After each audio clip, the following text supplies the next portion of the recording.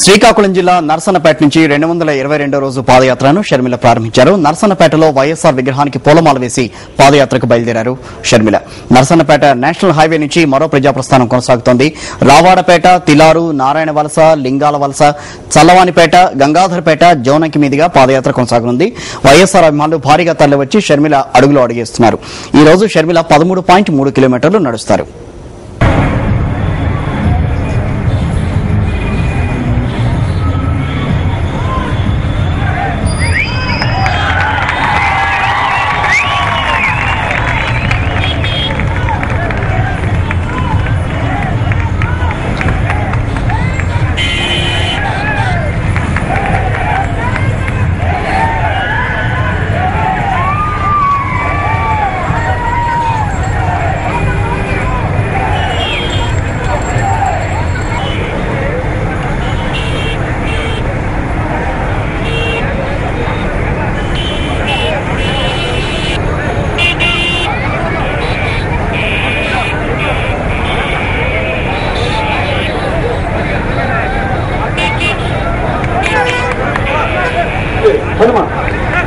Hadi